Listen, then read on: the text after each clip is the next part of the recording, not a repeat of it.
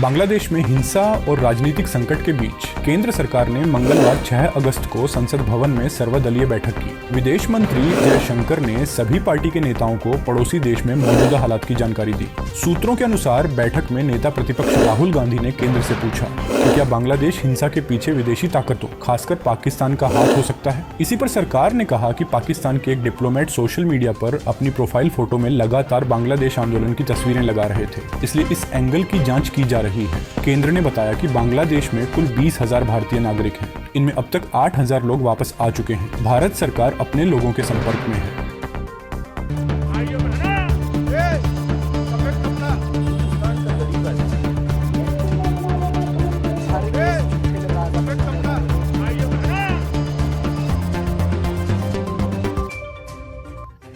बांग्लादेश में आरक्षण को लेकर 2 महीने से जारी विरोध प्रदर्शन के बीच सोमवार 5 अगस्त को जमकर हिंसा हुई। इसके बाद शेख हसीना ने प्रधानमंत्री पद से इस्तीफा दे दिया और देश छोड़कर भारत आ गई। वे अभी गाजियाबाद के हिंडन एयरबेस के सेफ हाउस में हैं। वे लंदन या फिनलैंड जा सकती हैं। शेख हसीना के इस्तीफा देने के बाद भी पिछले 24 घंटे में 100 से ज्यादा लोगों की मौत हुई है। कई घायल बताए जा रहे हैं। इसके ऊपर हिंदू मंदिरों पर भी हमले शुरू हो गए हैं। लगातार आगजनी की खबरें आ रही हैं। अब बांग्लादेश की हिंसा पर विदेश मंत्री एस जयशंकर ने लोकसभा में एक विस्तृत जवाब दिया है। विदेश मंत्री एस जयशंकर ने कहा कि विरोध कर रहे प्रदर्शनकारियों का बस एक एजेंडा था। वे शेख हसीना का इस्तीफा चाहते थे। शेख हसीना ने अनुरोध किया था कि वे कुछ समय के लिए भारत में रहना चाहती हैं। अपने सेना प्रमुखों से बात करने के बाद उन्होंने इस्तीफा देने का फैसला लिया था। फिर काफी कम समय में उन्होंने भारत आने का फैसला किया।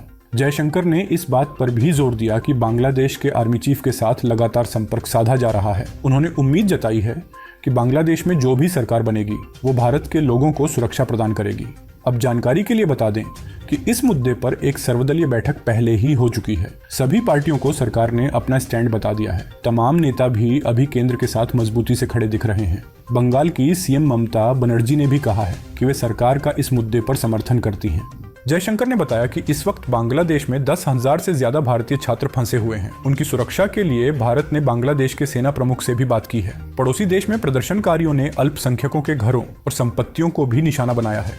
सूत्रों के मुताबिक केंद्र ने बताया कि बांग्लादेश में कुल 20,000 भारतीय नागरिक हैं। इनमें अब तक 8,000 लोग वापस आ चुके हैं। भारत सरकार अपने लोगों के संपर्क में है। वहां हाई कमीशन लगातार काम कर रहा है। सरकार का फोकस वहां फंसे अल्पसंख्यकों की सुरक्षा पर है। वैसे शेख हसीना का भारत आना पहले से ही तय हो गया था। बताया जा रहा है कि सोमवार को दोपहर 12 बजे मोदी सरकार की एक हाई लेवल मीटिंग हुई थी। उसमें पहले ही बता दिया गया था कि हसीना भारत आना चाहती है। फिर उनकी सुरक्षा के पुख्ता इंतजाम किए गए। राफेल तक को सक्रिय कर दिया गया। असल में दिल्ली की जगह हिंडन एयरबेस पर शेख हसीना के विमान को लैंड करवाया गया। असल में भारत की सुरक्षा एजेंसियों को अंत तक शेख हसीना की लोकेशन को एक सीक्रेट रखना था। दिल्ली एक ऐसी जगह है जिसकी जानकारी सभी को है और इंदिरा गांधी एयरपोर्ट भी किसी की लैंडिंग होना भी काफी स्वाभाविक है। लेकिन सेना और एजेंसियां किसी भी कीमत पर शेख हसीना की लोकेशन की जानकारी किसी को नहीं देना चाहती थी। इसी वजह से उन्हें गाजियाबाद के हिंडन एयरबेस पर लैंड करवाया गया। समझने वाली बात यह भी है कि दिल्ली में क्योंकि वीआईपी मूवमेंट वैसे भी ज्यादा रहता है, शेख हसीना की सुरक्षा एक चुनौती बन सकती थी।